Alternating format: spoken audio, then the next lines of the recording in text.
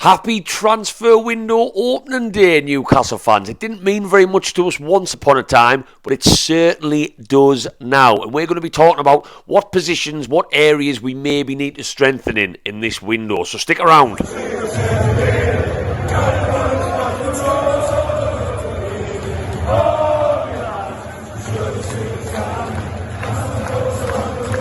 Welcome back to Black and White Banter, you lovely Newcastle fans. And if you are new to Black and White Banter, you've never been on this page before, you've never seen my face or heard my voice before, please whack that subscribe button if you like my opinion by the end of this. I do home vlogs, away vlogs, videos like this, a bit of everything, and get us across all social media. There's content on there every day, including a quite recent video summing up 2022, which I was quite proud of. It's gone down quite well on all of the platforms, Facebook, Instagram, TikTok. So get us on there and whack that little like. My God, does it go a long way in getting us in that algorithm, helping us grow a little bit, and it only takes you a second of your time. So it is New Year, but we're not going to talk about New Year's resolutions and New Year's Day and all that, because for me, it's a side piece. The transfer window was open. That's all January the 1st means to me. And once upon a time, as I said at the start of this video, that didn't mean very much to any Newcastle fan. January the 1st was just another day, probably with a hangover. But January the 1st now is very significant because we have a lot of this lovely stuff. And let's face it, we are always looking to spend some money in the window. And yes, Eddie Howe's maybe played down how much we're going to spend. Obviously, financial fair play. Yes, that's a big factor, and he's talked about that. But I'm not accusing the man of lying because, you know, Sir King Eddie can do no wrong. I don't mean it in a negative way, but I do take everything Eddie Howe says about the transfers and how much we're going to spend with a massive pinch of salt. Nobody expected that Isak signing at the back end of the window last summer, and it just came out of nowhere. Our record signing, casually, boom, done like that overnight. And I just think the position we're in the table, our owners and our football club, Dan Ashworth, Darren Eales, Amanda, Gadusi, they are sitting down and they are like, wow, we have an opportunity here to get the kind of European football that we were not expecting this early in the project to have a chance of getting. And don't forget, the other teams who are challenging for these European places, and I'm still saying the words if because it's all a roller coaster dream to me this season so far. The other teams have European games midweek that are going to slow them down a little bit. We don't. We don't have, you know, the Tuesdays, the Wednesdays, the Thursdays, back into the Sundays. Our squad is going to stay fresh. So if we could add and maybe spend a little bit more money than planned in this window and secure Champions League football, which again is a crazy statement for me to make this early, why not go for it? And I do believe that, I'm not saying we'll get who we want because it's the hardest market. We all know that. Nobody wants to sell their best players mid-season. But I do think we're going to go after players. And I think Eddie Howe is just putting a bit of water on the fire of any Newcastle fan excitement about maybe who we'll bring in. But I've got no doubt about it.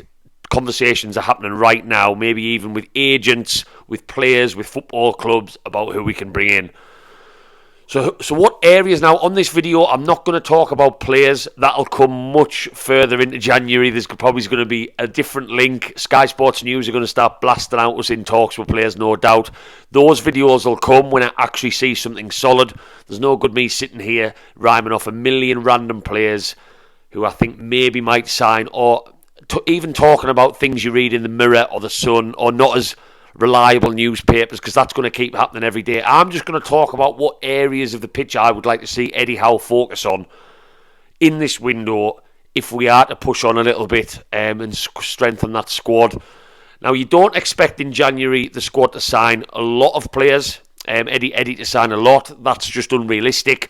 Last window was very different. We were battling relegation for our lives. It was do or die, and that's why we saw, you know, was it 5 players in total? Burn, Wood, Bruno, Trippier, Target. Yeah, 5 of 5. I don't think we'll bring that many in. If we are to bring 5 players in, I do think there may be some bids there for youth players, a bit like Garang Kuolu, who we've got coming in from Australia. Someone to maybe add to the youth and the development on that side, maybe to slot straight into the under-21s or on the fringe of the first team.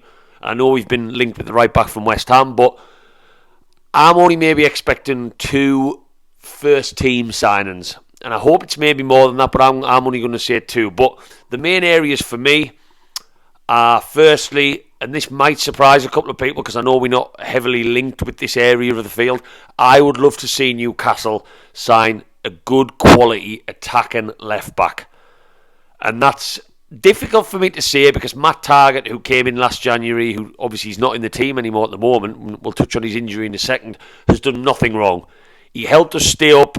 You know, he's been impeccable defensively, not too bad going forward. And then obviously Dan Burn's come into that position, and Dan Burn has even surprised me. I know he played there for Brighton. He's been an absolute brick shithouse. The boy from Blythe, he's been absolutely fantastic. But I still think this team, when I watch us play, the way we press, the way we attack, the way we hold the ball for such long periods, is massively suited to having a left back who can match Trippier on the other side, and we don't have that currently. I mean, I personally think we're missing so much on that left when I watch us play every week, like against Leeds on New Year's Eve. A lot of the ball was on that left-hand side. Joe Linton got into some really good positions. He's not a winger, and we were let down a little bit there, but you're always looking at what support that Dan Burn is offering behind him. And Dan Burn wouldn't even claim to be great going forward. I'd be surprised if he would. He's capable. You know, he puts himself about, but a really good quality attacking left back, a wing back if you like, could just make our team even better going forward. I mean, if you look at the support that Almiron has with Trippier on that right hand side, to have that on both flanks would be incredible. And Matt Targett has actually picked up an injury, Eddie Howe's just confirmed, which may force his hand into a left back in the window, because I don't think anyone's convinced by Lewis. He's in and out of the team in friendly games, not really getting any first team action. Will he play at Sheffield Wednesday next Saturday in the FA Cup? We don't know. But I think that's an area Eddie Howe might be forced to look at anyway because of that injury, because we're a bit short there. But I would love to see a really, really good quality left back come into the football club, because Trippier is absolute class above. We know he is. And I think just to have that balance of solid defensively, maybe a bit of pace, but also great support for maybe Maximin or Willock or Joe Linton, whoever plays on that left-hand side, for a constant overlap would make us even stronger. It really would. Centre-backs, I think we're okay. You know, Lascelles splits opinion. Of course he does. Kraft, who's obviously out for the season, he's to come back. I think we're okay in that department. Paul Dummett's another one injured. He's not the same quality as Botman and Shah. Of course he's not. So I don't think that's an area we need to look at. Yes, you can argue we need stronger cover for Trippier at right back. But Manquillo, you know, we've still got options there. And I don't think that would be a January priority. The other priority for me would be, and this is the more talked about one, an attacking midfielder. Whether it's a central attacking midfielder, whether it's a winger, I just think we're lacking that little bit of quality. And I'll say his name. I know I wasn't going to talk about players. Yes, I do think that James Maddison, who's the most talked about player linked to us, would be a good signing. I do. I watched us against Leeds on Saturday. Longstaff. We love how much the boys come on. We love his work rate. I think he's going to become very important to Eddie Howe, even just as a squad player, as this team and this club progresses. But he does lack that quality. And I'm looking at some of the chances he missed on Saturday. Would James Maddison have buried a couple of them? Yes. Would Callum Wilson be suited to a James Maddison? Yes. I just think Bruno, we know how amazing he is. We know how creative he is. We know just how much of a fantastic footballer he is in that centre of the park. We know what Joe Linton can bring with his power, with his aggression, with his breaking up the play, with his driving us forward. Same with Willock. He has a lot of them qualities as well. But just that little bit something different attacking-wise. Joe Willock used to be that guy. If you remember when he first signed under Steve Bruce and he scored goal after goal after goal when he was on loan from Arsenal, he just couldn't stop scoring. He was making those darting runs into the box, headers, shots from the edge of the box. We don't get that Joe Willock as much anymore because Eddie Howe's got him playing a slightly different role. And I think maybe a central attacking midfielder would be a priority in this window. Yes, there's strong arguments for a winger, and I get that. That left-hand side for me, I'm still not convinced by Maximin in this team. I'm still not convinced by him playing more of a passing style, trying to adapt to how Eddie Howe wants him to play. I think that's actually making him not as good as what we know he he is, if that makes sense. I do see him release the ball a lot faster, a lot more than I've ever seen before, but that's actually making him almost the worst player. I want to be proved wrong. He's still only getting substitute cameos, but I'm not seeing it from him at the moment in that position. Let's face it, Newcastle fans, if St. Maximin was doing it in training and doing it in these appearances he's making from the bench, that position will be his. I do genuinely think that you'd move Joelinton into the middle. I just don't think he's cutting the mustard really on the left-hand side. So yes, there's an argument there for a winger. I'm not going to get in the conversation on a striker because I just don't think that's a position Eddie Howe's going to go in. Yes, we know Chris Wood is probably, it's horrible and harsh to say, outstayed his welcome in how fast this team's progressed. It's not his fault, but I just don't think he's suited to us. Don't think he's suited to us anymore. Sorry, couldn't get my words out there. I watched him against Leeds, watched him against Bournemouth in the Cup. He just doesn't offer us very much. He's very static. He hasn't even been that clinical in recent games. I know he got the penalty at Leicester, which was great for him. But in that game, did he really offer us much else? We aren't suited anymore so much to it as a team that wants someone to hold the ball up and win knock on after knock on after knock on. We're a possession team now. We're a high attacking, intense possession team. I just don't think Chris Wood slots in there. Callum Wilson's fantastic, but we know his hamstrings are made of glass. Isak, we don't even know anything about him. That's going to be like a new signing, which is why, for me, that's not an area I would look to strengthen in this window. I think the only other argument would be defensive midfielders. A lot of people want a defensive midfielder, a holding player to come in to push Bruno on a little bit. I understand that, but I still think that can be Joelinton's job. I think if we were to sign another attacking midfielder, Joelinton could be the holding player.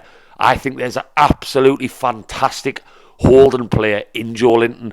Yes, he likes to burst forward. Yes, he's fantastic at carrying us up the pitch. But I just think that's a position that could be absolutely made for him with his height, his aggression, his power. So for me, it's an attacking left back, and it's probably just central Roman number 10 midfielder. And as I said, that falls into the James Maddison category. It does. I would love to see us sign him, if I'm being totally honest with you. Said I wasn't going to name names, but he's a hard one not to drop. Please, Newcastle fans, let me know in the comments what areas, not players, because we could be here all night with that, and to be honest, there's that many links every day I get bored of them until it's a bit more concrete in the newspapers and on Sky and whatnot. Let us know in the comments what positions you would like to see Eddie Howe strengthen in January to really push us on and maybe get us some European football at the end of this amazing season. And as I said at the start, if you've stuck around this long, whack that subscribe button. It goes a long way. You'll be notified every time a video gets posted. And by every video, I do mean an Arsenal away vlog, a Sheffield Wednesday away vlog, and all of this transfer talk for the next 30 days as well. So do that now. I'll see you on the next video, which will probably be that lovely trip down to London. And let's see, will we act early in the window? Sky Sports News is going to be getting turned on every day, so we'll soon find out. I'll see you on the next one, Newcastle fans. Away the lads.